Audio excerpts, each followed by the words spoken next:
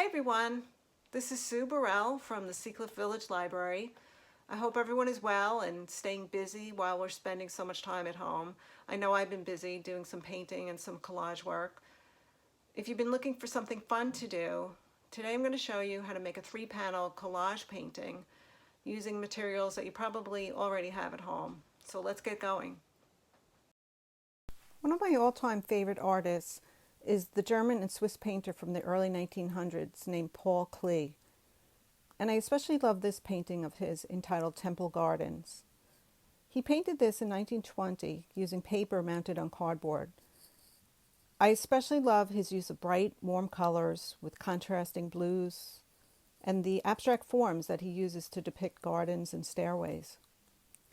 Each of the 3 asymmetrical panels could even stand alone as a single painting. So today we're going to make our own 3-panel collage painting in a similar style to this.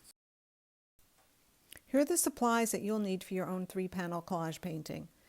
Watercolor paper, printer paper, or even cardboard works well.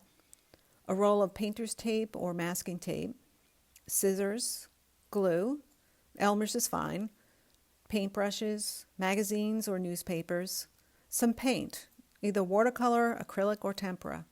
If you don't have paint, you can stain your paper with some brewed tea that you've let cool.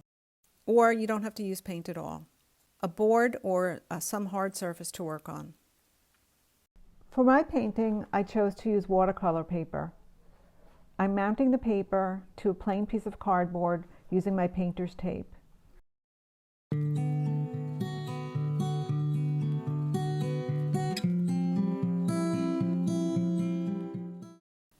Then I'm separating and creating the 3 panels with more tape on the inside.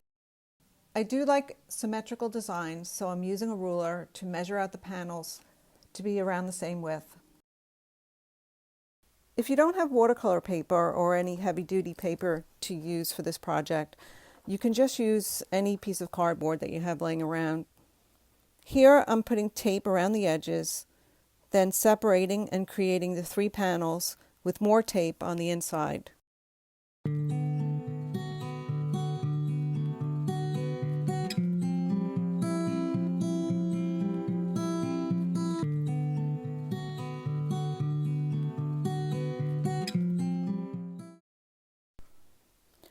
It's better to prime your board with either gesso or plain white acrylic paint so you don't saturate the cardboard with glue or paints that you use later on. Here I'm priming the sections with a thin coat of gesso. But again, if you don't have these supplies at home, you can just use bare cardboard. I'm back to working on my watercolor paper again. Before I begin collage work, I decided to paint a light wash of watercolor paint on the 3 panels, using colors that I know I want in my design. If you don't have watercolor paints, you can still collage on plain paper or the plain cardboard, or ask an adult to brew some tea for you. Make sure it's cooled off, then lightly paint it on your paper for a tan wash. This also gives you sort of an antique look. Now it's time to go through your old magazines and select images that you like. I get a lot of nature magazines, so I always find great photos of landscapes, sunsets, and natural elements. Go through your magazines and see what pops out at you. Look for colors you want to use. Here, I decided to go with warm colors, oranges, pinks, purple, gold.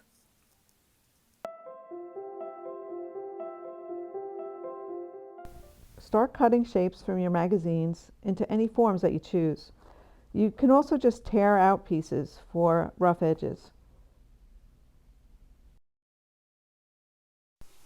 I started gluing down several pieces of the magazine images that I had cut out and included some architectural details and designs that I liked. And here are a few more additions. You don't have to collage and cover the entire board. Leave some room for painting later if that's what you choose to do. I like to do a combination of collage and painting, but if you don't have paint, you can just keep building your design with more collage work. more paper. I'm using acrylic paint, but any craft paint will work as well. Look for tools you may have in your house. I have some palette mixers, but you can use household utensils and get great effects from kitchen gadgets just laying around the house. And of course, use paintbrushes.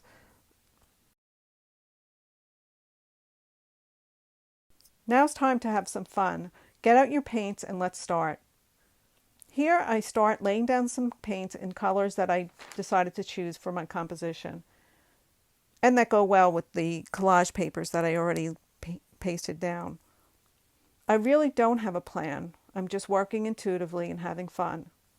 But I am trying to paint so that the collage papers aren't just stuck there, but that they are incorporated into some sort of composition. I know that if it doesn't look good, I can just paint over something and make it work later. Try not to stress. Just have fun. I'm also using a palette knife here, which helps spread the paint and gives you some great effects.